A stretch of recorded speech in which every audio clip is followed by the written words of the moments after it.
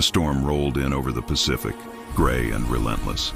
Ava Mitchell stood at the edge of the pier, her uniform soaked, the trident glinting faintly on her chest.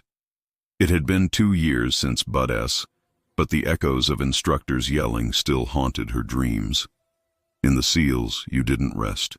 You prepared for the next call, and hers came that night.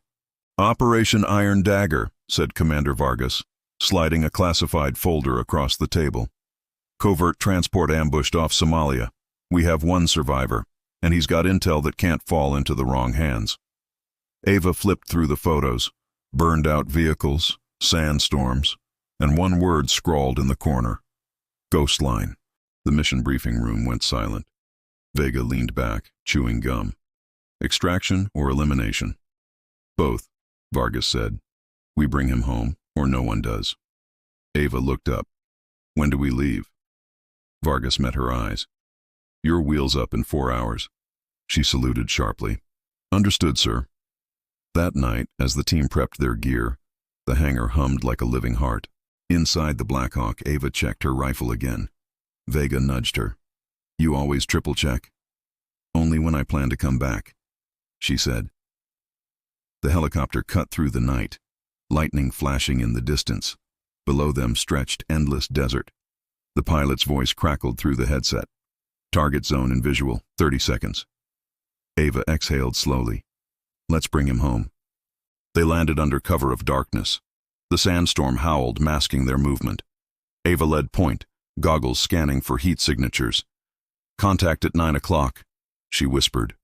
2 insurgents stood near a crashed truck. Vega gestured. Silent takedown. Knives flashed, swift and final. No gunfire, no mercy. "Clear," Ava said, eyes on the wreckage. A faint cough came from inside. A wounded Marine lay half buried in sand, clutching a drive. "Ghost line," he rasped. "They're coming. Data. Lives depend on it." His pulse faded. Ava retrieved the drive and signaled the evac. Then headlights appeared on the horizon, dozens of them. "Ambush!" she shouted. Bullets ripped through the air. The SEALs dove for cover, answering with controlled bursts of fire. "2 trucks flanking left," Vega yelled. "Suppress!" Ava threw a smoke grenade, crawling through the chaos to reach the satellite case. She grabbed it, sprinting toward the ridge. "We need extraction now," she yelled over comms. "Negative," came the pilot's reply. "Too hot." "Then we make it cold," she snapped, firing into the convoy's lead vehicle until it exploded. The shockwave knocked her to the ground. Sand filled her mouth. She spat, stood, and dragged Vega by his vest. "Up! Move!" They reached a dry riverbed where the team regrouped. "Ammo check," Ava said. "Low," Ramirez answered. "But we still got fight." Ava grinned through the dust. "Good, because I'm not dying here." They fought through the night until the horizon burned with dawn. By sunrise, silence fell over the battlefield. Bodies and smoke lay scattered like ghosts. The evac chopper finally arrived. Ava climbed aboard, clutching the drive. "What's on it?" Vega asked. She looked at the cracked device. Names, operations, every SEAL unit in play. Vega's face went pale. "Then we just saved the teams." Ava nodded. "No, we just bought them time." Back at Coronado, command ran debriefs for weeks. The operation was labeled classified success. But Ava couldn't sleep. She kept hearing that Marine's voice. "They're coming." One night she accessed the encrypted data. Hidden in the files was a message. Coordinates in the Arctic Circle. A new threat. Codename Helix Protocol.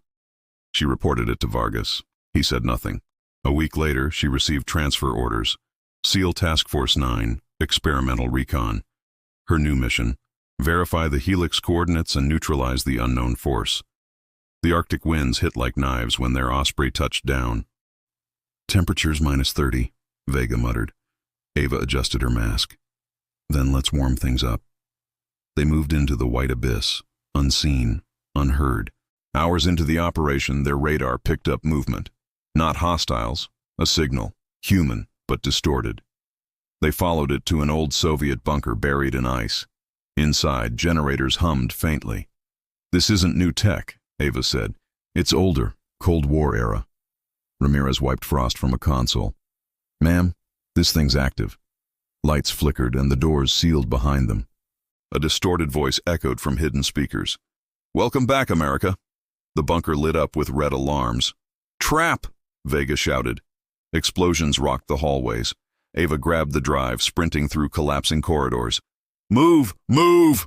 Snow and debris filled the air. They burst outside just as the bunker imploded, flames glowing beneath the ice. We're not alone out here, she said. The signal they'd detected wasn't just a weapon. It was a lure. Someone wanted the SEALs to find that bunker. Back at HQ, Command dismissed her report. You're seeing ghosts, Mitchell, one officer sneered. Maybe I am, she said coldly. But ghosts leave tracks. Vargas later approached her privately. You're right. Keep digging. Off the record. She nodded. Understood. Months later, whispers spread across the teams. Missions gone wrong. Data leaks. Ambushes too precise to be coincidence. Ava traced it all back to Helix Protocol. The mole wasn't foreign. It was internal. Someone inside the SEAL command was feeding coordinates to an enemy network. The same one she'd uncovered in Somalia. She knew what she had to do. She worked in silence for weeks, gathering intel, decrypting files, following patterns. Finally, the evidence pointed to one name, Commander Hale, head of operations. The betrayal cut deep. Hale had trained her. If this goes public, Vargas warned, it'll destroy the Navy. Ava stared him down. Then maybe it needs to burn before it can heal. The confrontation came inside the hangar at midnight. Rain hammered the roof as Hale approached, hand on his pistol. You should have stayed in line, Mitchell. You taught me never to, she said, raising her weapon. Silence stretched. Lightning flashed. The first shot came from him, but the second ended it. Hale fell, his eyes wide. Ava lowered her gun, trembling. For the teams, she whispered. By dawn, Command declared Hale's death an internal accident. The truth stayed buried, but Ava knew she'd done what had to be done. Vargas found her on the pier that evening. You're leaving, aren't you? She nodded. I joined to protect something pure, but purity doesn't survive politics. He sighed. Then what will you do? She looked out at the sea. Keep the promise. Years later, legends of a lone SEAL operating off-grid surfaced.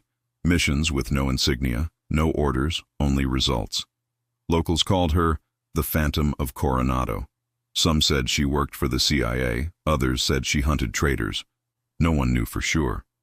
But every mission ended the same way, clean, silent, and with justice delivered in the dark.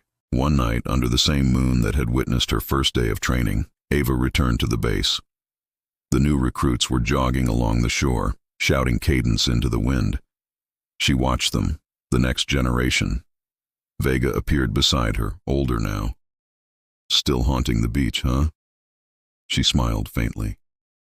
Old habits die hard. He chuckled. You were the habit. As dawn painted the sky gold, Ava walked to the surf and knelt, letting the cold water touch her hands. She whispered quietly, for every brother and sister who never came home. The waves answered softly, like applause from the fallen. She stood, saluted the horizon, and walked away. The ocean swallowed her reflection, and with it the last shadow of who she used to be. Because legends don't retire, they just fade into the silence between missions. And somewhere out there, when the world needs a ghost, Ava Mitchell will rise again, unseen, unbroken, unstoppable.